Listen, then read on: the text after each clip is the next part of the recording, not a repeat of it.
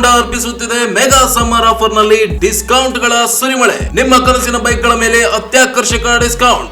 Kanaka Durga trade fair Taj Mahal exhibition. ಸತ್ಯ ಅವರ ಆಯೋಜನೆಯ Kanaka Durga trade fair exhibition ಈಗ ಹೊಸ ರೂಪದಲ್ಲಿ ತಾಜ್ ಮಹಲ್ ಕೆಂಪುಕೋಟೆ ಮಾದರಿಯಲ್ಲಿ ರಾಯಚೂರಿನಲ್ಲಿ ಪ್ರಾರಂಭವಾಗಿದೆ. ಕುಟುಂಬದ ಮನೋರಂಜನೆಗೆ ಇದು ಪರಿಪೂರ್ಣ ಸ್ಥಳ. Giant wheel, Columbus, break dance, ಮಕ್ಕಳ bike ride, dragon train, water boat, ಮಕ್ಕಳಿಗೆ ಖುಷಿಯ ವಾತಾವರಣ. ರಾಯಚೂರಿನಲ್ಲಿ ಆನ್ಲೈನ್ ಕ್ಯಾಬ್ ಸೇವೆ ಪ್ರಾರಂಭ. ನಗರದಲ್ಲಿ ಮೊಟ್ಟ ಮೊದಲ ಬಾರಿಗೆ ಆಟೋ ಕ್ಯಾಬ್ ಸೇವೆ ಪ್ರಾರಂಭ. ಬುಕ್ ಮಾಡಿದವರಿಗೆ ಸರಿಯಾದ ಸಮಯ, ಸೂಕ್ತ ದರದಲ್ಲಿ ಸುರಕ್ಷಿತ ಪ್ರಯಾಣದ ವ್ಯವಸ್ಥೆ, ಆಟೋ ಕ್ಯಾಬ್ ಸೇವೆ ಲಭ್ಯ.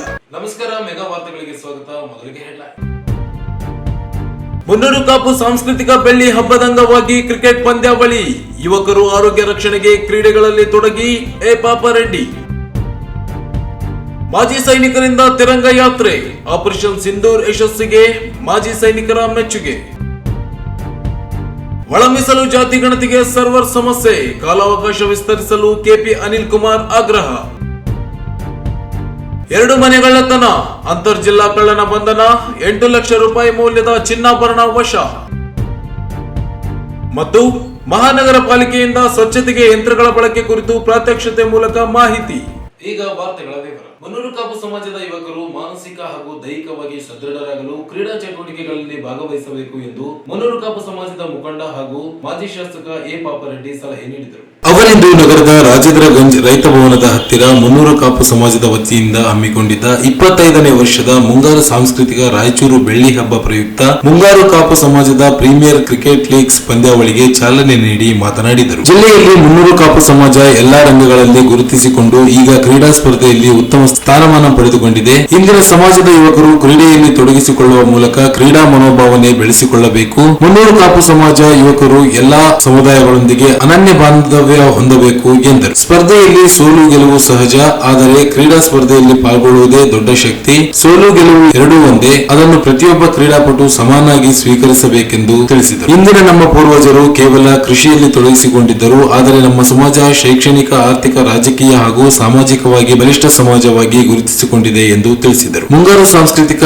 ರಾಯಚೂರು ನಾಡಹಬ್ಬ ಆರಂಭದ ಹಿನ್ನೆಲೆಯಲ್ಲಿ ಕಳೆದ 17 ವರ್ಷಗಳಿಂದ ಕ್ರಿಕೆಟ್ ಪಂದ್ಯಾವಳಿ ನಡೆಸಲಾಗುತ್ತಿದೆ. ಇಂದಿನಿಂದ 25ನೇ ವರ್ಷದ ಮುಂಗಾರು ಸಾಂಸ್ಕೃತಿಕ ಬೆಳ್ಳಿ ಹಬ್ಬದ ಹಿನ್ನೆಲೆಯಲ್ಲಿ ಸಮಾಜದಿಂದ ಜೂನ್ 12ರವರೆಗೆ ಅನೇಕ ಕ್ರೀಡೆ ಸೇರಿ ಅನೇಕ ಕಾರ್ಯಕ್ರಮಗಳು ನಿರ್ವಹಿಸಲಾಗುತ್ತಿದೆ. 25ನೇ ವರ್ಷದ ಮುಂಗಾರು ಸಾಂಸ್ಕೃತಿಕ ಬೆಳ್ಳಿ ಹಬ್ಬಕ್ಕೆ ಈಗಾಗಲೇ ರಾಜ್ಯದ ಮುಖ್ಯಮಂತ್ರಿ ಸಿದ್ದರಾಮಯ್ಯ ಅವರಿಗೆ ಹಾಗೂ ತೆಲಂಗಾಣ ಮುಖ್ಯಮಂತ್ರಿ ರೇವಂತ್ ರೆಡ್ಡಿ ಅವರಿಗೆ ಆಹ್ವಾನಿಸಿದ್ದು, 2 ರಾಜ್ಯದ ಮುಖ್ಯಮಂತ್ರಿಗಳು ಈ ಹಬ್ಬಕ್ಕೆ ಆಗಮಿಸಲಿದ್ದಾರೆ ಎಂದರು. ಈ ಬಾರಿ 25 ವರ್ಷದ ಮುಂಗಾರು ಬೆಳ್ಳಿ ಹಬ್ಬವನ್ನು ಭಾರಿ ಅದ್ದೂರಿಯಾಗಿ ಆಚರಿಸಲಾಗುತ್ತದೆ. ಸಮಾಜದ ಯುವಕರು ಹೆಚ್ಚಿನ ಸಂಖ್ಯೆಯಲ್ಲಿ ಕ್ರೀಡೆಯಲ್ಲಿ ಭಾಗವಹಿಸಿ ಆರೋಗ್ಯ ಕಾಪಾಡಿಕೊಳ್ಳಬೇಕು ಎಂದು ಯುವಕರಿಗೆ ಸಲಹೆ ನೀಡಿದರು.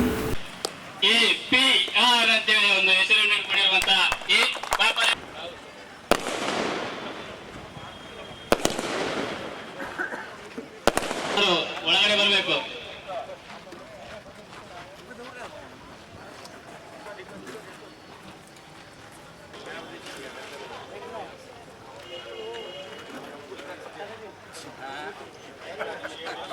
ಎಂಕೆಪಿಎಲ್ ಕ್ರಿಕೆಟ್ ಟೂರ್ನಮೆಂಟ್ ಉದ್ಘಾಟನೆಗೆ ಆಗಮಿಸಿರುವ ಬಹಳ ವರ್ಷಗಳಿಂದ ಒಂದು ಅವರ ಜೀವನವನ್ನೇ ತ್ಯಾಗವನ್ನು ಸ್ವಾಗತ. ಅದೇ ರೀತಿಯಾಗಿ ಶ್ರೀ ಮಾವನವರು ಕೂಡ ಈ ಒಂದು ಎಂಕೆಪಿಎಲ್ ಟೂರ್ನಮೆಂಟ್ ವತಿಯಿಂದ ಸ್ವಾಗತ. ಅದೇ ರೀತಿಯಾಗಿ ವಾರ್ಡ್ ನಂಬರ್ ರೆಡ್ಡಿ ಮಾವನವರು ಕೂಡ ಸ್ವಾಗತವನ್ನು ಬಯಸ್ತಾ ಇದ್ದೀವಿ. ಅದೇ ರೀತಿಯಾಗಿ ನಗರಸಭೆ ಓಕೆ ಸರ್.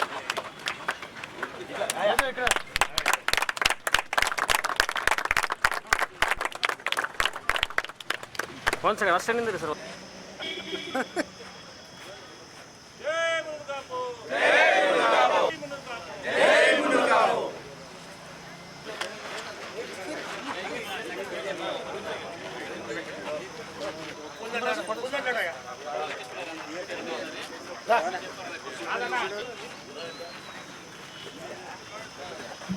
ಅದೇ ರೀತಿಯಾಗಿ ಈ ವೇದಿಕೆಯನ್ನು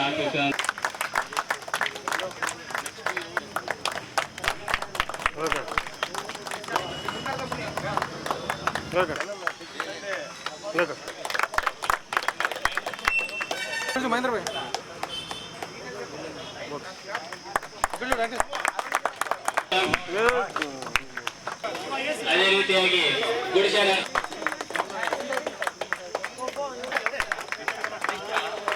ಅದೇ ರೀತಿಯಾಗಿ ನಿಮಗೆ ಭೀಮರೆಡ್ಡಿ ಅಣ್ಣನ ವಾರ್ಡ್ ನಂಬರ್ 7ರ ನಗರಸಭಾ ಸದಸ್ಯರಾದಂತಹ ತಿಮ್ಮರೆಡ್ಡಿ ಮಾಮನವರು ಕೂಡ ಸ್ವಾಗತವನ್ನು ಬಯಸ್ತಾ ಇದ್ದೇವೆ.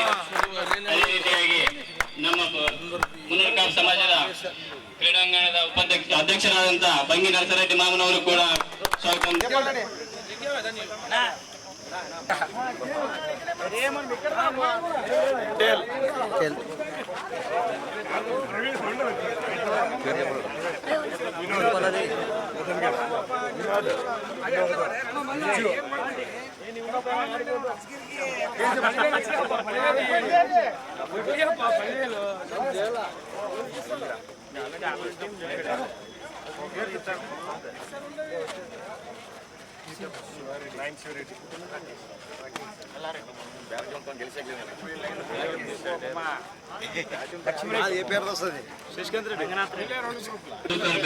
ಆಯೋಜಿಸಿದ್ದಾರೆ.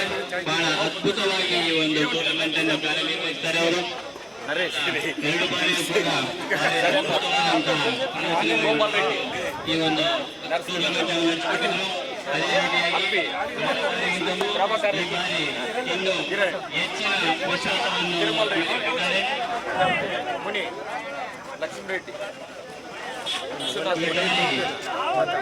ನರೇಶ್ ರೆಡ್ಡಿ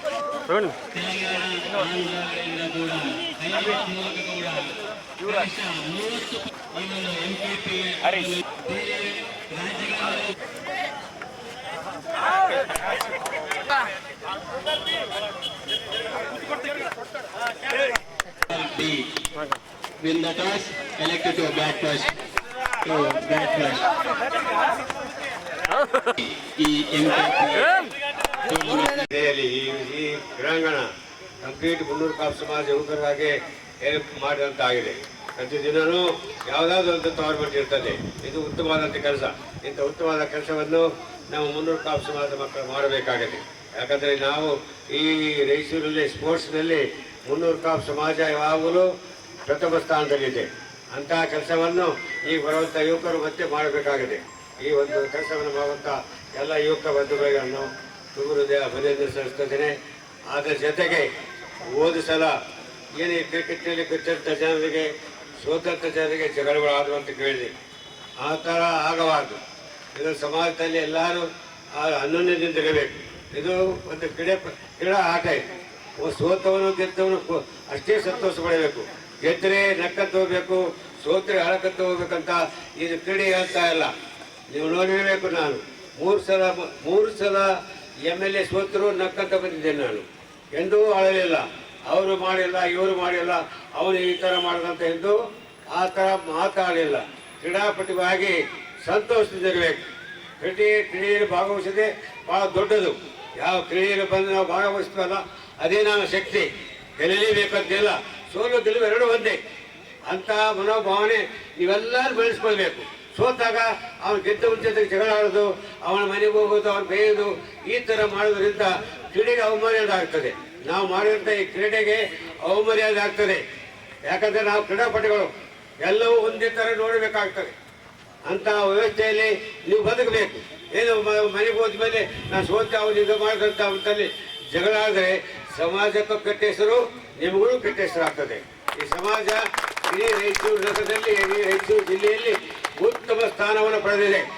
ಎಲ್ಲ ಕೆಲಸಗಳಲ್ಲಿ ಮುನ್ನೂರು ಕಾಪು ಸಮಾಜ ಪ್ರಥಮ ಸ್ಥಾನದಲ್ಲಿದೆ. ಆ ಥರ ನಾವು ಬದುಕ್ತಾ ಇದ್ದೀವಿ. ಹಿಂದೆ ನಮ್ಮ ತಾತ ಮುತ್ತಾಂತಿದ್ದರು ಬರೀ ಒಕ್ಕಲ್ತನ ಮಾಡುವಂಥ ಜನ ಇದ್ದರು. ಒಕ್ಕಲ್ತನೇ ಮಾಡಬೇಕು, ಅಲ್ಲಿ ಬೆಳೆದಂಥ ಬೆಳೆಗಳನ್ನು ತಿನ್ನಬೇಕು, ಅದರಿಂದ ತೃಪ್ತಿ ಪಡಬೇಕಾಗ್ತಿತ್ತು. ಇವತ್ತು ಎಲ್ಲರೂ ವ್ಯಾಪಾರ ಮಾಡ್ತೀವಿ. ಎಲ್ಲ ವ್ಯಾಪಾರದಲ್ಲಾಗಲಿ, ನೀವು ಎಜುಕೇಷನ್ನಲ್ಲಾಗಲಿ, ಶಿಕ್ಷಣದಲ್ಲಾಗಲಿ ಎಲ್ಲದರಲ್ಲ ಪ್ರಥಮ ಆಗಿದ್ದೀವಿ. ಇವತ್ತು ಮುನ್ನೂರು ಕಾಪು ಸಮಾಜ ನಗರಸಭಾ ಸದಸ್ಯರು ನಗರಸಭೆಯಲ್ಲಿ 7 ಜನ ಇದ್ದಾರೆ. ಅದು ಹೈಯೆಸ್ಟ್. ನಾವು ರಿಸರ್ವೇಷನ್ ಇದ್ದಂಥ SC ಸಮಾಜವೂ ಇಲ್ಲ. ಅಷ್ಟು ಜನ ನಾವು ಗೆದ್ದು ಹೋಗಿದ್ದೀವಿ. ಆ ಕಾರಣದಿಂದ ಎಲ್ಲಿ ನಮ್ಮ ಸಮಾಜದಲ್ಲಿ ವೋಟರ್ಸೇ ಇಲ್ಲ ಅಂಥ ಸ್ಥಾನದಲ್ಲಿ ಗೆದ್ದು ಬಂದಂಥ 7ನೇ ವಾರ್ಡ್ ತಿಮ್ಮರೆಡ್ಡಿ ಅವರು ಎಲ್ಲ ಮೈನಾರಿಟಿ ವಾಸ ಮಾಡುವಂಥ ಜನ. ಅಲ್ಲಿಯೂ ನಾವು ಗೆದ್ದಿದ್ವಿ. ನಮ್ಮ ಶ್ರೀನಿವಾಸ ರೆಡ್ಡಿ ಅವರು, ನರವ ಶ್ರೀನಿವಾಸ ರೆಡ್ಡಿ ಅವರು, ಅವತ್ತರೂ ನಮ್ಮ ಜನ ವೋಟರ್ಸು ಒಂದು 10-15 ಜನ ಇರಬೇಕು. ಅಲ್ಲಿ ಎಲ್ಲ ಸಮಾಜದ ಜೊತೆಗೆ ಹೊಂದಾಣಿಕೆಯಿಂದ ಅವರು ಗೆದ್ದು ಬಂದಿದ್ದಾರೆ. 28 ತಿಮ್ಮಾರೆಡ್ಡಿ ಅವರು, ಅಲ್ಲಿಯೂ ನಮ್ಮ ಜನ ಕಡಿಮೆ, ಅಲ್ಲಿಯೂ ಗೆಲ್ತಾ ಇದ್ದೀವಿ. ಯಾಕಂದ್ರೆ ಇಡೀ ಸಮಾಜದಲ್ಲಿ ಎಲ್ಲ ಸಮಾಜದ ಜನರು ಮುನ್ನೂರು ಕಾಪ್ ಸಮಾಜ ಪ್ರೀತಿ ಮಾಡ್ತಿದ್ದಾರೆ. ಮುನ್ನೂರು ಕಾಪ್ ಸಮಾಜದವರು ಒಳ್ಳೆಯವರು, ಉತ್ತಮ ಜನರು. ಏನೇ ವಚನ ಕೊಟ್ಟರೆ, ಏನೇ ಕೆಲಸ ಮಾಡ್ತೀವಿ ಬಂದರೆ ಮಾಡಿಕೊಡುವಂಥ ಜನ. ಆ ಕಾರಣದಿಂದ ಈ ಒಂದು ವಿಚಾರದಿಂದಲೇ ಜನ ಮುನ್ನೂರು ಕಾಪ್ ಸಮಾಜನ ಎಲ್ಲ ಸಮಾಜದವರು ನಮ್ಮನ್ನು ಗೌರವದಿಂದ ಕಾಣ್ತಿದ್ದಾರೆ. ಆ ಗೌರವವನ್ನು ನಾವು ಉಳಿಸ್ಕೊಂಡು ಹೋಗ್ಬೇಕು. ಆ ಸಮಸ್ಯೆಗಳಾಗಲಿ ಕೈಯಾಡಿಸುತ್ತದೆ ಅನ್ನೋ ಭಾವನೆ ಇಡೀ ಎಲ್ಲ ಸಮಾಜವಾಗಿದೆ. ಅದನ್ನು ನೀವು ಬರುವಂಥ ದಿನಗಳಲ್ಲಿ ಉಳಿಸಿಕೊಂಡು ಹೋಗುವಂಥ ಜವಾಬ್ದಾರಿ ಎಲ್ಲ ನಮ್ಮ ಯುವಕರ ಮೇಲೆ ಇದೆ. ಅಂತ ಉತ್ತಮ ರೀತಿಯಲ್ಲಿ ಬದುಕಿ ಜನ ನಾವು ಒಬ್ಬರೇ ಬದುಕೋದಲ್ಲ, ಎಲ್ಲ ಸಮಾಜದ ಜನ ಬದುಕಬೇಕು, ನಮ್ಮ ಜೊತೆಗೆ ಬದುಕಬೇಕು. ನಾವೊಬ್ಬರೇ ಶ್ರೀಮಂತರಾದರಲ್ಲ, ಎಲ್ಲ ಜನರು ಶ್ರೀಮಂತರಾಗಬೇಕು. ಎಲ್ಲ ರಂಗದಲ್ಲಿ ಉದ್ಧಾರ ಆಗಬೇಕು. ಆವಾಗಲೇ ನಾವು ಸಂತೋಷ ಪಡುವಂಥ ವಿಚಾರ. ಈ ಒಂದು ಕಾರ್ಯಕ್ರಮದಲ್ಲಿ ಭಾಗವಹಿಸಿದಂತ ಈ ಸಂದರ್ಭದಲ್ಲಿ Bangi Narasareddy, N Srinivasa Reddy, Narava Srinivasa Reddy, Hogal Chandrashekar Reddy, U Govinda Reddy, G Narasareddy, G Pratap Reddy, S Janardhan Reddy, G Thimmareddy, K Ravindra Reddy, G Veeresh Reddy, Bangi Munireddy, G Mahendra Reddy, daddy Veeresh Reddy, N Bheemareddy, A Veerareddy, G Vijayaraj Reddy ಹಾಗೂ ಸಮಾಜದ ಮುಖಂಡರು ಸೇರಿದಂತೆ ಯುವಕರು ಉಪಸ್ಥಿತರಿದ್ದರು. ಆಪರೇಷನ್ ಸಿಂಧೂರ್ ಯಶಸ್ಸಿನ ಹಿನ್ನೆಲೆಯಲ್ಲಿ ನಗರದಲ್ಲಿ ಮಾಜಿ ಸೈನಿಕರು ಹಾಗೂ ಸಾರ್ವಜನಿಕರು ತಿರಂಗ ಯಾತ್ರೆ ನಡೆಸಿದರು. ನಗರದ ಬಾಬು ಜಗಜೀವನ್ ರಾಮ್ ವೃತ್ತದಿಂದ ಅಂಬೇಡ್ಕರ್ ವೃತ್ತದವರೆಗೆ ತಿರಂಗ ಯಾತ್ರೆ ನಡೆಸಲಾಯಿತು. ಕಾರ್ಗಿಲ್ ಯುದ್ಧದಲ್ಲಿ ಪಾಲ್ಗೊಂಡಿದ್ದ 9 ಮಾಜಿ ಸೈನಿಕರುಗಳು ಯಾತ್ರೆಯಲ್ಲಿ ಭಾಗವಹಿಸಿ ಆಪರೇಷನ್ ಸಿಂಧೂರ್ ಕಾರ್ಯಾಚರಣೆ ಯಶಸ್ಸನ್ನು ಸಂಭ್ರಮಿಸಿದರು. ತ್ರಿವರ್ಣ ಧ್ವಜವನ್ನು ಹಿಡಿದು ಮಾಜಿ ಸೈನಿಕರು, ಯುವಕರು ಮೆರವಣಿಗೆ ಮಾಡಿದರು. ಅಂಬೇಡ್ಕರ್ ವೃತ್ತದಲ್ಲಿ ಮಾಜಿ ಸೈನಿಕರಿಗೆ ಯುವಕರು ಸನ್ಮಾನಿಸಿ ಗೌರವಿಸಿದರು. ಬಳಿಕ ಮಾತನಾಡಿದ ಮಾಜಿ ಸೈನಿಕರೊಬ್ಬರು, ಈಗ ತಾತ್ಕಾಲಿಕ ಯುದ್ಧ ವಿರಾಮದ ಬಗ್ಗೆ ಹಿರಿಯ ಅಧಿಕಾರಿಗಳು ಮಾತನಾಡಿದ್ದಾರೆ. ಕಾಲು ಕೆರೆದುಕೊಂಡು ಬಂದ ಪಾಕಿಸ್ತಾನಕ್ಕೆ ತಕ್ಕ ಉತ್ತರ ಈಗಾಗಲೇ ಕೊಟ್ಟಾಗಿದೆ. ಯುದ್ಧಕ್ಕೆ ಸಿದ್ಧರಾಗಲು ಕರೆ ಬಂದಿದೆ. ಯುದ್ಧಕ್ಕೆ ಕರೆದರೆ ಯುದ್ಧ ಭೂಮಿಗೆ ಹೋಗಲು ಸಿದ್ಧರಿದ್ದೇವೆ. ನಮ್ಮ ಗುರಿ ಉಗ್ರರ ಮೇಲಿತ್ತು. ನಾವು ಉಗ್ರರ ಕ್ಯಾಂಪ್ಗಳನ್ನು ಹೊಡೆದುರುಳಿಸಿದ್ದೇವೆ. ಪಾಕಿಸ್ತಾನಿಯರು ನಮ್ಮ ನಾಗರಿಕರ ಮೇಲೆ ದಾಳಿ ನಡೆಸಿದ್ದಾರೆ. ಎರಡೂ ದೇಶಗಳು ಯುದ್ಧ ಮಾಡುವಾಗ ಮೂರನೇ ದೇಶ ಬಂದು ಕದನ ವಿರಾಮ ಮಾಡಿ ಎನ್ನುವುದು ಸಾಮಾನ್ಯ. ಈ ನಿಟ್ಟಿನಲ್ಲಿಯೇ ಅಮೆರಿಕ ಅಧ್ಯಕ್ಷ ಟ್ರಂಪ್ ಅವರು ಕದನ ವಿರಾಮ ಮಾಡಿ ಎಂದು ಹೇಳುತ್ತಿದ್ದಾರೆ. ಪಾಕಿಸ್ತಾನ ಈಗಾಗಲೇ ಹಲವು ದೇಶಗಳ ಹೊಡೆತಕ್ಕೆ ನಲುಗಿ ಹೋಗಿದ್ದು, ಇದೀಗ ಭಾರತವನ್ನು ಕೆಣಕಿ ತಪ್ಪು ಮಾಡಿದೆ. ಅವರಲ್ಲಿ 6 ಕೋಟಿ ಸೈನಿಕರಿದ್ದರೆ ನಮ್ಮ ಭಾರತದಲ್ಲಿ 16 ಕೋಟಿ ಸೈನಿಕರಿದ್ದಾರೆ. ಯುದ್ಧಕ್ಕೆ ನಾವು ಎಂದಿಗೂ ಸಿದ್ಧರಾಗಿರುತ್ತೇವೆ ಎಂದು ತಿಳಿಸಿದರು. ಈ ಸಂದರ್ಭದಲ್ಲಿ ಮಾಜಿ ಸೈನಿಕರು ಸೇರಿದಂತೆ ನೂರಾರು ಸಂಖ್ಯೆಯಲ್ಲಿ ಯುವಕರು ಉಪಸ್ಥಿತರಿದ್ದರು.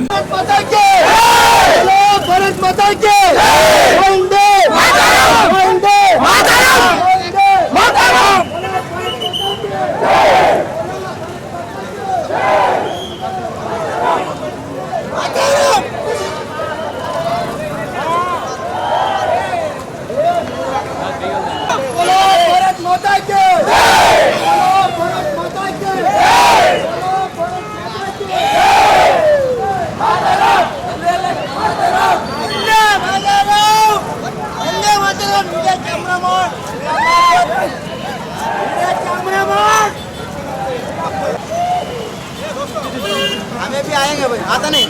हाँ ठीक है।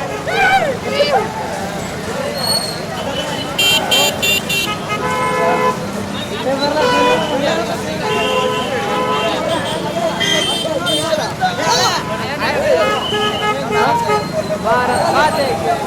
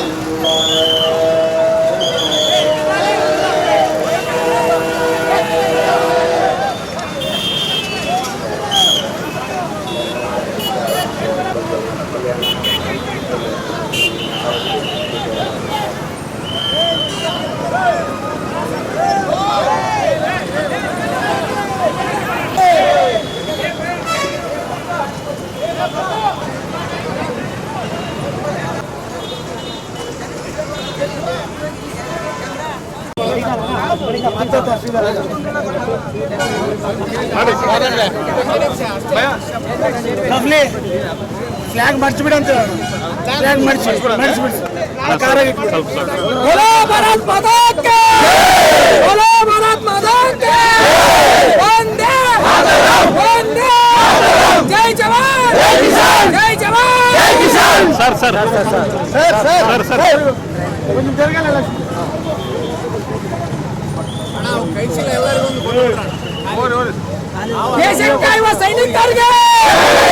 ದೇಶಕ್ಕೆ ಕಾಯುವ ಸೈನಿಕರಿಗೆ ಭಾರತ್ ಮಾತಾ ಕಿ बोलो भारत माता की वंदे जय जवान जय किसान जय जवान जय किसान बोलो भारत माता की वंदे वंदे किसान जय जवान जय किसान जय जवान जय किसान बोलो भारत माता की बोलो भारत माता की वंदे बोलो भारत माता की बोलो भारत माता की घोषणा की सर घोषणा मातरम जय जवान जय किसान जय जवान जय वंदे मातरम ಬಂದಿರುವ ಸೈನಿಕರಿಗೆ ದೇಶವನ್ನು ಕಾಯುತ್ತಿರುವ ಸೈನಿಕರಿಗೆ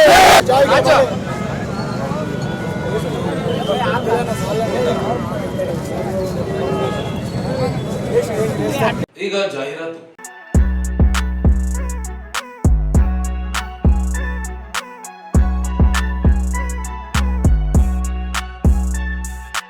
ನಿಮ್ಮ ತಿರುಮಲ ಹೋಂಡಾ ಅರ್ಪಿಸುತ್ತಿದೆ ಮೆಗಾ ಸಮ್ಮರ್ ಆಫರ್ ನಲ್ಲಿ ಡಿಸ್ಕೌಂಟ್ ಗಳ ಸುರಿಮಳೆ. ನಿಮ್ಮ ಕನಸಿನ ಬೈಕ್ ಗಳ ಮೇಲೆ ಅತ್ಯಾಕರ್ಷಕ discounts.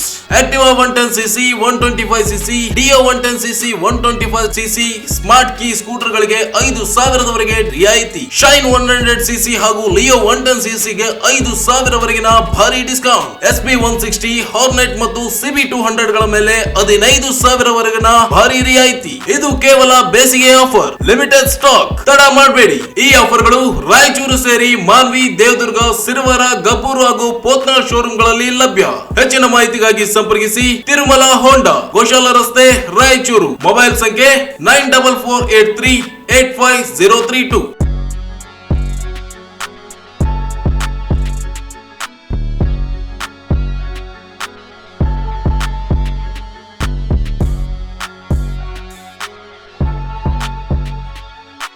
Fair Taj Mahal exhibition. ಸತ್ಯ ಅವರ ಆಯೋಜನೆಯ ಕನಕದುರ್ಗ ಟ್ರೇಡ್ ಫೇರ್ ಎಕ್ಸಿಬಿಷನ್ ಈಗ ಹೊಸ ರೂಪದಲ್ಲಿ ತಾಜ್ ಮಹಲ್ ಕೆಂಪುಕೋಟೆ ಮಾದರಿಯಲ್ಲಿ ರಾಯಚೂರಿನಲ್ಲಿ ಪ್ರಾರಂಭವಾಗಿದೆ. ಕುಟುಂಬದ ಮನೋರಂಜನೆಗೆ ಇದು ಪರಿಪೂರ್ಣ ಸ್ಥಳ.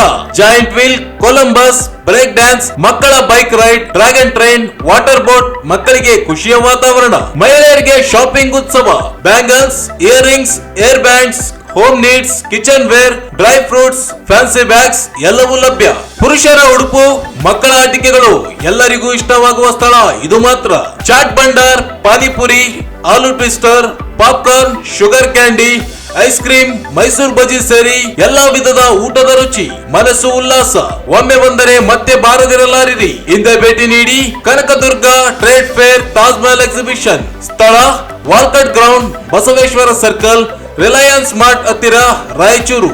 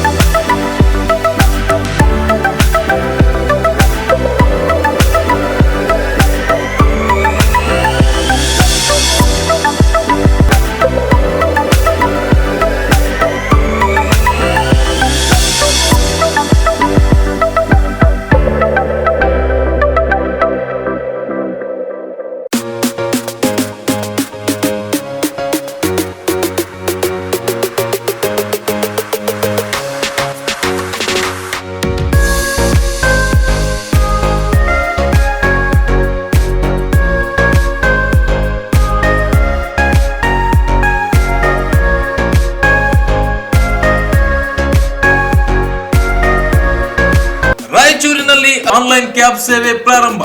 ನಗರದಲ್ಲಿ ಮೊಟ್ಟ ಮೊದಲ ಬಾರಿಗೆ ಆಟೋ ಕ್ಯಾಬ್ ಸೇವೆ ಪ್ರಾರಂಭ. ಬುಕ್ ಮಾಡಿದವರಿಗೆ ಸರಿಯಾದ ಸಮಯ, ಸೂಕ್ತ ದರದಲ್ಲಿ ಸುರಕ್ಷಿತ ಪ್ರಯಾಣದ ವ್ಯವಸ್ಥೆ, ಆಟೋ ಕ್ಯಾಬ್ ಸೇವೆ ಲಭ್ಯ. 369 ಕ್ಯಾಬ್ ಸೇವೆ ಶೀಘ್ರದಲ್ಲೇ ನಿಮ್ಮ ಮನೆ ಬಾಗಿಲಿಗೆ. ಗೂಗಲ್ ಪ್ಲೇ ಸ್ಟೋರ್ ನಿಂದ 369 ಕ್ಯಾಬ್ ಆಪ್ ಅನ್ನು ಈಗಲೇ ಡೌನ್ಲೋಡ್ ಮಾಡಿಕೊಂಡು ಗ್ರಾಹಕರು ಈ ಸೇವೆಯನ್ನು ಸದುಪಯೋಗ ಪಡೆದುಕೊಳ್ಳಿ.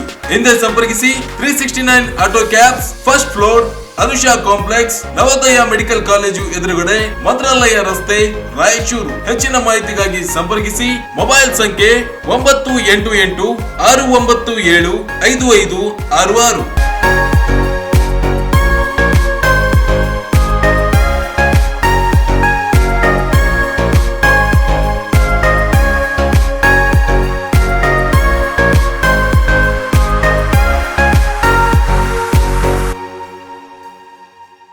ಜಾಹೀರಾತಿನ ನಂತರ ಮತ್ತೆ ಮೆಗಾ ವಾರ್ತೆಗಳಿಗೆ ಸ್ವಾಗತ.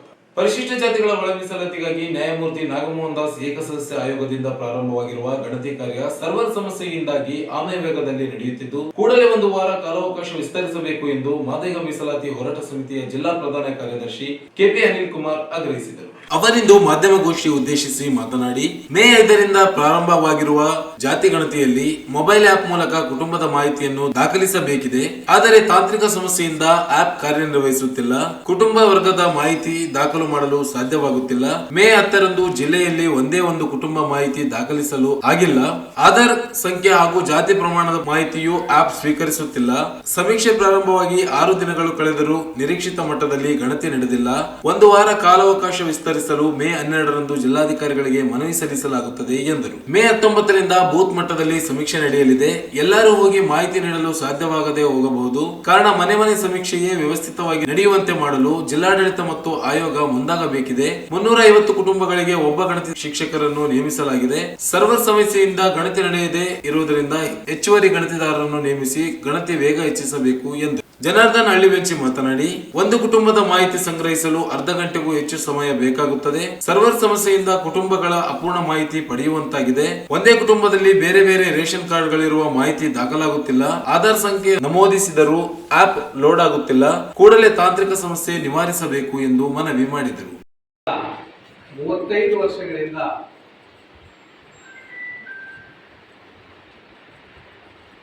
ಒಳ ಮೀಸಲಾತಿಗಾಗಿ ನಡೆದಂತ ಒಂದು ಸುದೀರ್ಘವಾದಂಥ ಹೋರಾಟಕ್ಕೆ ಸುಪ್ರೀಂ ಕೋರ್ಟ್ ತನ್ನ ಒಪ್ಪಿಗೆಯನ್ನು ಸೂಚಿಸಿ ರಾಜ್ಯ ಸರ್ಕಾರಗಳಿಗೆ ಅದನ್ನು ಜಾರಿ ಕೊಡುವಂಥ ಒಂದು ಅಧಿಕಾರ ಇದೆ ಅನ್ನುವಂಥ ಒಂದು ತೀರ್ಪನ್ನು ಕೊಟ್ಟ ಮೇಲೆ ಇಡೀ ದೇಶದ ರಾಜ್ಯಗಳಲ್ಲಿ ತೆಲಂಗಾಣ ಆಗಿರ್ಬೋದು, ಆಂಧ್ರ ಆಗಿರ್ಬೋದು, ಒಂದು 2-3 ಕಡೆ ಈಗಾಗಲೇ ಅದು ಜಾರಿಯಾಗಿದೆ.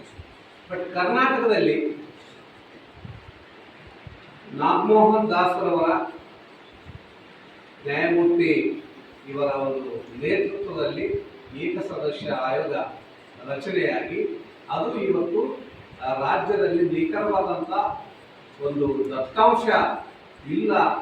ಈ ಮೊದಲಿದ್ದಂಥ ಸದಾಶಿವ ಆಯೋಗದ ಒಂದು ವರದಿ ಇರ್ಬೋದು, ಇನ್ನಿತರ ಕಾಂತರಾಜ್ ವರದಿ ಇರ್ಬೋದು, ಇದರಲ್ಲಿ ಏಕೆ ಏಡಿ ಅನ್ನುವಂಥ ಒಂದಿಷ್ಟು ಗೊಂದಲ ಇರೋದ್ರಿಂದ ಕಡ್ಡಾಯವಾಗಿ ಮೂಲ ಜಾತಿಯನ್ನ ಬರೆಸಿಲ್ಲ ಅಂದರೆ ಅದನ್ನ ವಿಂಗಡಿಸೋದು ಬಹಳ ಕಷ್ಟ ಆಗ್ತದೆ ಅನ್ನುವಂಥ ಕಾರಣವನ್ನು ಇಟ್ಕೊಂಡು ಇವತ್ತು ರಾಜ್ಯದಲ್ಲಿ ಒಂದು ಸಮೀಕ್ಷೆಯನ್ನ ಪ್ರಾರಂಭ ಮಾಡಿದ್ದಾರೆ.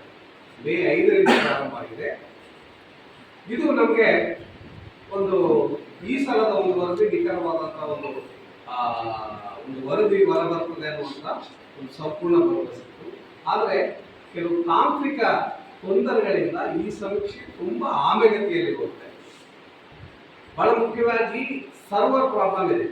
ನಿನ್ನೆ ಒಂದೇ ಒಂದು ಮನೆಯನ್ನ ಸರ್ವೆ ಮಾಡೋಕ್ಕಾಗಿಲ್ಲ ಇಡೀ ನಮ್ಮ ಜಿಲ್ಲೆಯಲ್ಲಿ. ಇದು ಒಂದು 2-3 ದಿವಸದಿಂದ ಸರ್ವರ್ ಪ್ರಾಬ್ಲಮ್ ಇದೆ. ನಾವು ಅದನ್ನ ಪ್ರಾರಂಭ ಮಾಡಬೇಕಾದ್ರೆ ಒಂದು 4 ಪ್ರಶ್ನೆಗಳು ಬರ್ತವೆ. ಮೊದಲು ಕುಟುಂಬದ ಒಂದು ಯಾವುದು ರೇಷನ್ ಕಾರ್ಡು, ಅದಾದ ನಂತರ ಎಸ್ಸಿನ ನಾನ್ ಎಸ್ಸಿನ ಅಂತ ಒಂದು ಬರ್ತದೆ. ಇದು ಆಪ್ಷನ್ ಹಾಕ್ಕೊಂಡೆ ರೇಷನ್ ಕಾರ್ಡ್ ಹೊರತು ಕೂಡಲೇ ಸಬ್ಮಿಟ್ ಮಾಡ್ಬೇಕು. ಅದಾದ ಕೂಡಲೇ ಇದಕ್ಕೆ ಮುಂದಿನ ಪ್ರಶ್ನೆಗಳೇ ಬರ್ತಾ ಇಲ್ಲ. ಹಂಗಾಗಿ ಈಗಾಗಲೇ ಒಂದು 5 ಬಿಟ್ಟು ಇವತ್ತು 6ನೇ ದಿವಸ ಆಯಿತು. ಈ ಸರ್ವೆ ತುಂಬ ಆಮೇಲೆ ತೇಲಾಗ್ತಾ ಇದೆ. ಹಂಗಾಗಿ ನಾವು ಈಗಾಗಲೇ ನಿನ್ನೆ ಆಯೋಗಕ್ಕೆ ಒಂದು ಮೇಲ್ ಮುಖಾಂತರ ಮತ್ತು ಬೆಂಗಳೂರಿನಲ್ಲಿ ನಮ್ಮ ಮುಖಂಡರು ಕೂಡ ಭೇಟಿಯಾಗಿ ಈ ಸಮಸ್ಯೆಗಳನ್ನೆಲ್ಲ ತಿಳಿಸಿದ್ದಾರೆ. ಜೊತೆಗೆ ನಾಳೆ ನಾವು ಜಿಲ್ಲಾಧಿಕಾರಿಗಳ ಕೂಡ ಒಂದು ಮನವಿ ಪತ್ರ ಮೂಲಕ ನಾವು ಈ ಸರ್ವರ್ ಸಮಸ್ಯೆಯನ್ನು ಬೇಗ ಬಗೆಹರಿಸಬೇಕು. ಮತ್ತು ಈಗಾಗಲೇ 5 ದಿವಸ ಒಂದು ಸಮಯ ಹಾಳಾಗಿರೋದ್ರಿಂದ ಮತ್ತು ಪ್ರಾಕ್ಟಿಕಲ್ ಆಗಿ ಒಂದು ಮನೆಯಲ್ಲಿ ಒಂದು ಅರ್ಧ ತಾಸು ಇಡ್ತಾ ಇದೆ.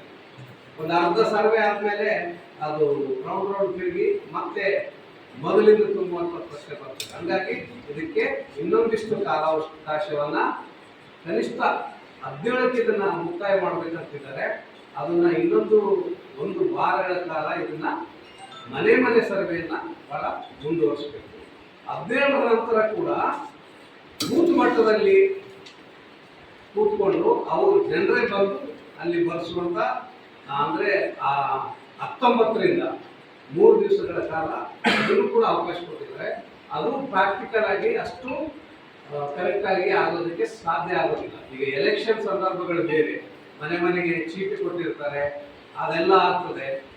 ಈ ಸಂದರ್ಭದಲ್ಲಿ ರಾಜು ಸಂಗಡಿ, ಮಣಿಕಂಠ, ರಾಮು ಅರೋಲಿ, ಚಂದ್ರು, ಉರ್ಕುಂದಪ್ಪ, ಪ್ರವೀಣ್ ಸೇರಿದಂತೆ ಅನೇಕರು ಉಪಸ್ಥಿತರಿದ್ದರು. ರಾಯಚೂರು ಜಿಲ್ಲೆಯ ಲಿಂಗಸೂಗೂರು ತಾಲೂಕು ಹಾಗೂ ಬಾಗಲಕೋಟೆಯಲ್ಲಿ ಮನೆಗಳ್ಳತನ ಮಾಡಿದ ಆರೋಪಿಯನ್ನು ಪೊಲೀಸರು ಬಂಧಿಸಿ 8 ಲಕ್ಷ ರೂಪಾಯಿ ಮೌಲ್ಯದ ಚಿನ್ನಾಭರಣವನ್ನು ವಶಕ್ಕೆ ಪಡೆದುಕೊಂಡಿದ್ದಾರೆ. 2024ರ ಅಕ್ಟೋಬರ್ 11ರಂದು ಲಿಂಗಸೂಗೂರು ತಾಲೂಕಿನ ಗುರುಗುಂಟ ಗ್ರಾಮದ ನಿವಾಸಿ ವಿರೂಪಾಕ್ಷಪ್ಪ ತಂದೆ ಗುರಪ್ಪ ಸಜ್ಜನ್ ಅವರ ಮನೆಯಲ್ಲಿ ಯಾರೂ ಇಲ್ಲದ ಸಂದರ್ಭದಲ್ಲಿ ಖದೀಮರು ಮನೆ ಬಾಗಿಲು ಮುರಿದು ಮನೆಯಲ್ಲಿದ್ದ ಒಟ್ಟು 2,43,000 ಬೆಲೆ ಬಾಳುವ ಬಂಗಾರದ ಆಭರಣಗಳು, ಬೆಳ್ಳಿಯ ಆಭರಣಗಳು ಮತ್ತು ನಗದು ಹಣವನ್ನು ದೋಚಿ ಪರಾರಿಯಾಗಿದ್ದರು. ಈ ಕುರಿತು ಹಟ್ಟಿ ಪೊಲೀಸ್ ಠಾಣೆಯಲ್ಲಿ ಪ್ರಕರಣ ದಾಖಲಾಗಿತ್ತು. ಎಸ್ಪಿ ಪುಟ್ಟಮಾದಯ್ಯ, ಹೆಚ್ಚುವರಿ ಪೊಲೀಸ್ ಅಧೀಕ್ಷಕ ಹರೀಶ್, ಡಿಎಸ್ಪಿ ದತ್ತಾತ್ರೇಯ ಕಾರ್ನಾಡ್ ಮಾರ್ಗದರ್ಶನದಲ್ಲಿ ಪ್ರಕರಣವನ್ನು ತನಿಖೆ ನಡೆಸಲಾಯಿತು. ಹಟ್ಟಿ ಪಟ್ಟಣದ ಪಾವನಕಲ್ಲೂರು ಕ್ರಾಸ್ ಹತ್ತಿರ ಓರ್ವ ಆರೋಪಿಯನ್ನು ವಶಕ್ಕೆ ಪಡೆದು ತನಿಖೆಗೆ ಒಳಪಡಿಸಿದಾಗ ಆರೋಪಿ ತಪ್ಪೊಪ್ಪಿಕೊಂಡು ಶರಣಾಗಿದ್ದು, ಬಂಧಿತ ಆರೋಪಿಯಿಂದ ಕಳ್ಳತನವಾದ ಆಭರಣ ಮತ್ತು ನಗದನ್ನು ವಶಕ್ಕೆ ಪಡೆಯಲಾಗಿದೆ. ಇದಲ್ಲದೆ ಬಾಗಲಕೋಟೆ ಜಿಲ್ಲೆಯ ಇಲ್ಕಲ್ ಪೊಲೀಸ್ ಠಾಣಾ ವ್ಯಾಪ್ತಿಯಲ್ಲಿ ಒಟ್ಟು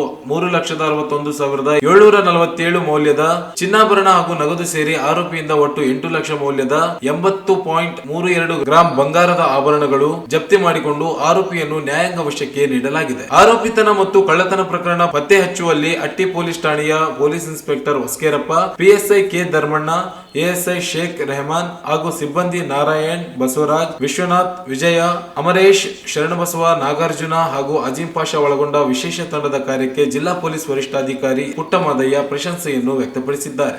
ನಗರದ ಉಸ್ಮಾನಿಯಾ ತರಕಾರಿ ಮಾರುಕಟ್ಟೆ ಹಿಂಬದಿಯಲ್ಲಿ ಪಾಲಿಕೆಯಿಂದ ಕಸ ಗುಡಿಸುವ ಯಂತ್ರದ ಪ್ರಾತ್ಯಕ್ಷಿತೆ ಪರೀಕ್ಷಿಸಲಾಯಿತು. ನಗರದ ಮುಖ್ಯ ರಸ್ತೆಗಳು ಹಾಗೂ ಇತರೆ ರಸ್ತೆಗಳಲ್ಲಿ ಕಸ ಗುಡಿಸಲು ಯಂತ್ರಗಳ ಬಳಕೆ ಕುರಿತು ತಿಳಿಸಲಾಯಿತು. ಇದೇ ವೇಳೆ ಮಹಾನಗರ ಪಾಲಿಕೆ ಆಯುಕ್ತ ಜುಬಿನ್ ಮೊಹಪತ್ರ ಮಾತನಾಡಿ, ಕಳೆದ 2 ತಿಂಗಳ ಹಿಂದೆ ನಗರದಲ್ಲಿ ಧೂಳು ಮತ್ತು ಸ್ವಚ್ಛತೆ ಕುರಿತು ಪಾಲಿಕೆ ಸದಸ್ಯರೊಂದಿಗೆ ಚರ್ಚಿಸಿ ಕಸ ಗುಡಿಸುವ ಯಂತ್ರ ಖರೀದಿಸುವ ಯೋಜನೆ ಮಾಡಿಕೊಂಡಿದ್ದು, ಹೀಗಾಗಿ ಇಂದು ಪ್ರಾತ್ಯಕ್ಷಿತೆಗೆ ಮುಂದಾಗಿದ್ದೇವೆ ಎಂದರು. ಮಹಾನಗರ ಪಾಲಿಕೆಯಿಂದ ನಗರದಲ್ಲಿ ರಸ್ತೆಗಳ ಸರ್ವೆ ಕಾರ್ಯ ಆರಂಭವಾಗಿದ್ದು, ಸ್ವಚ್ಛ ಮತ್ತು ಧೂಳು ಮುಕ್ತ ನಗರವನ್ನಾಗಿಸಲು ಎಬಿಸಿ 3 ಕೆಟಗರಿಗಳಾಗಿ ರಸ್ತೆಗಳನ್ನು ವಿಂಗಡಿಸಲಾಗಿದೆ ಎಂದರು. ಹೈದರಾಬಾದ್ ಮೂಲದ ರೂಟ್ಸ್ ಕಂಪನಿಯ ಕಸ ಗುಡಿಸುವ ಯಂತ್ರ ದೇಶದ ಅನೇಕ ಮಹಾನಗರಗಳಲ್ಲಿ ಬಳಕೆ ಕುರಿತು ಕೇಳಿದ್ದು, ಅದನ್ನು ನಗರದಲ್ಲಿ ಬಳಕೆಗೆ ಮುಂದಾಗಿದ್ದೇವೆ ಎಂದರು.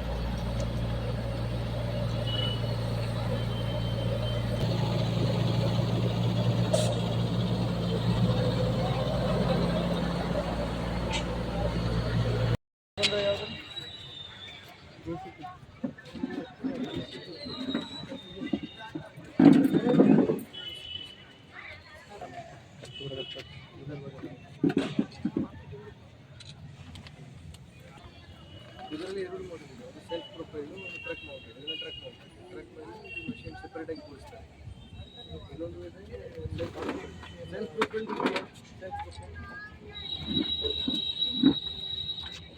ಇದರಲ್ಲಿ ಎರಡು ವ್ಯತ್ಯಾಸ ಇದೆ. ಇದರಲ್ಲಿ ಏನಂದರೆ ಎರಡು ಇಂಜಿನ್ ಇದೆ. ಒಂದು ಇಂಜಿನ್ ಟ್ರಕ್ ನಡೆಸ್ತದೆ, ಒಂದು ಇಂಜಿನ್ ಇದನ್ನು ಈ ಮೆಕ್ಯಾನಿಸಮ್ನ ವರ್ಕ್ ಮಾಡ್ತದೆ.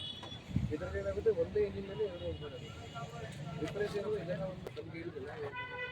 Grade A, grade B, grade C, ಎಷ್ಟು ಆಗೆಲ್ಲ ಎಷ್ಟು ಉದ್ದ ಅದು ಕಂಡೀಷನ್ ಇದೆ. ಸೊ ಬೇರೆ ಬೇರೆ ಗ್ರೇಡ್ಗಳಿಗೆ ಬೇರೆ ಬೇರೆ ಮಷೀನ್. ಒಂದು ಎರಡು ತೊಗೊಂಡು ಫಸ್ಟ್ ನಾವು ಸ್ಟಾರ್ಟ್ ಮಾಡುವ. 3-4-6 ತಿಂಗಳು ನೋಡ್ಬೋದು, ಎಲ್ಲರಿಗೂ ತೋರಿಸ್ಬೋದು. ಬನ್ನಿ ಒಂದು ನೋಡ್ಬಿಟ್ಟು ಬರ್ಬೇಕು ಒಂದು ವಿಡಿಯೋ ಸಿಗ್ತದೆ.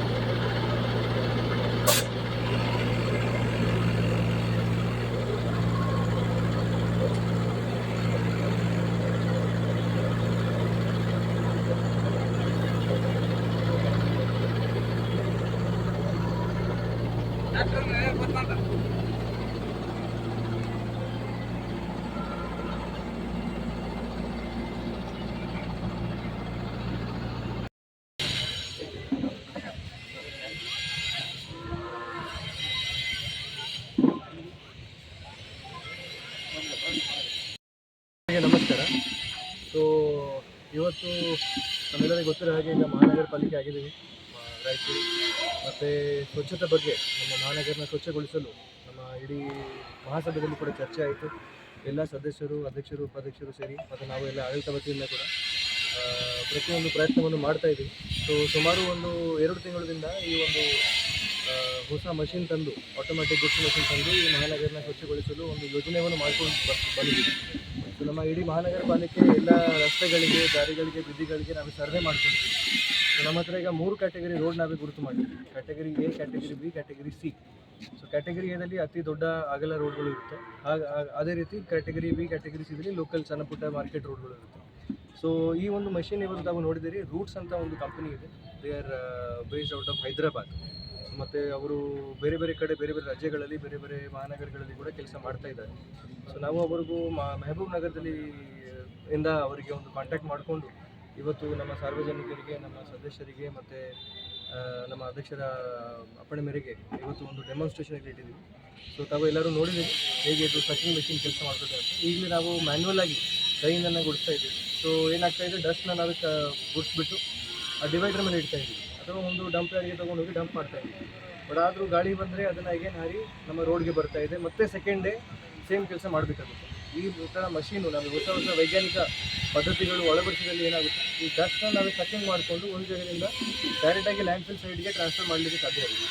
ಸೊ ಬರೀ ಸ್ವಚ್ಛತೆ ವಿಚಾರ ಅಲ್ಲ, ಇದು ಒಂದು ಡಸ್ಟ್ ಕಂಟ್ರೋಲ್ ಮೆಕ್ಯಾನಿಸಮ್ ಕೂಡ ಆಗುತ್ತೆ. ಭಾಳಷ್ಟು ಧೂಳದು ಪ್ರಾಬ್ಲಮ್ ಇದೆ, ತಾವೆಲ್ಲರೂ ನೋಡ್ತಾ ಇದ್ದೀರಾ ಐತಿದಲ್ಲಿ. ಸೊ ಮುಂದಿನ ದಿನಗಳಲ್ಲಿ ಈ ಥರ ಹೊಸ ಹೊಸ ಪದ್ಧತಿ ಮತ್ತು ಮಷಿನ್ಗಳು ನಾವು ಅಳವಡಿಸಿ ಮಹಾನಗರ ನಮ್ಮದು ಸ್ವಚ್ಛಗೊಳಿಸುವ ಮತ್ತು ಆ ಧೂಳದು ಒಂದು ಏನು ಪ್ರಾಬ್ಲಮ್ ಇದೆ, ಸವಾಲಿದೆ, ಅದನ್ನು ಕೂಡ ಸ್ವಲ್ಪ ನಿಯಂತ್ರಣಕ್ಕೆ ತಗೊಂಡು ಬರುವ ಅಂತ ನಮ್ಮ ಅಭಿಪ್ರಾಯ. ಈ ಸಂದರ್ಭದಲ್ಲಿ ಮಹಾನಗರ ಪಾಲಿಕೆ ಮಹಾಪೌರರಾದ ನರಸಮ್ಮ ನರಸಿಂಹಲು ಮಾಡಿಗೇರಿ, ಮಹಾನಗರ ಪಾಲಿಕೆ ಸದಸ್ಯರುಗಳಾದ ಜಯಣ್ಣ, ಮುಖಂಡರಾದ ರವೀಂದ್ರ ಜಿಲ್ದಾರ್, ನರಸಿಂಹಲು ಮಾಡಿಗೇರಿ, ಅಲಿ, ತರಕಾರಿ ಮಾರಾಟಗಾರರ ಸಂಘದ ಅಧ್ಯಕ್ಷ ಎನ್ ಮಹಾವೀರ್ ಸೇರಿದಂತೆ ಪಾಲಿಕೆ ಅಧಿಕಾರಿಗಳು ಹಾಗೂ ಸಿಬ್ಬಂದಿ ಉಪಸ್ಥಿತರಿದ್ದರು. ಕೊನೆಯಲ್ಲಿ ಮತ್ತೊಮ್ಮೆ ಹೆಡ್ಲೈನ್ಸ್. ಮುನ್ನೂರು ಕಾಪು ಸಾಂಸ್ಕೃತಿಕ ಬೆಳ್ಳಿ ಹಬ್ಬದ ಅಂಗವಾಗಿ ಕ್ರಿಕೆಟ್ ಪಂದ್ಯಾವಳಿ, ಯುವಕರು ಆರೋಗ್ಯ ರಕ್ಷಣೆಗೆ ಕ್ರೀಡೆಗಳಲ್ಲಿ ತೊಡಗಿ ಎ ಪಾಪರೆಡ್ಡಿ. ಮಾಜಿ ಸೈನಿಕರಿಂದ ತಿರಂಗ ಯಾತ್ರೆ, ಆಪರೇಷನ್ ಸಿಂಧೂರ್ ಯಶಸ್ಸಿಗೆ ಮಾಜಿ ಸೈನಿಕರ ಮೆಚ್ಚುಗೆ. ಒಳ ಮೀಸಲು ಜಾತಿ ಗಣತಿಗೆ ಸರ್ವರ್ ಸಮಸ್ಯೆ, ಕಾಲಾವಕಾಶ ವಿಸ್ತರಿಸಲು ಕೆಪಿ ಅನಿಲ್ ಕುಮಾರ್ ಆಗ್ರಹ. 2 ಮನೆಗಳ್ಳತನ, ಅಂತರ್ ಜಿಲ್ಲಾ ಕಳ್ಳನ ಬಂಧನ, 8 ಲಕ್ಷ ರೂಪಾಯಿ ಮೌಲ್ಯದ ಚಿನ್ನಾಭರಣ ವಶ. ಮತ್ತು ಮಹಾನಗರ ಪಾಲಿಕೆಯಿಂದ ಸ್ವಚ್ಛತೆಗೆ ಯಂತ್ರಗಳ ಬಳಕೆ ಕುರಿತು ಪ್ರಾತ್ಯಕ್ಷತೆ ಮೂಲಕ ಮಾಹಿತಿ. ಇಲ್ಲಿಗೆ ಮೆಗಾ ವಾರ್ತೆಗಳು ಮುಕ್ತಾಯವಾದವು. ಮುಂದಿನ ಮೆಗಾ ವಾರ್ತೆಗಳೊಂದಿಗೆ ಮತ್ತೆ ಭೇಟಿಯಾಗೋಣ. ವಂದನೆ.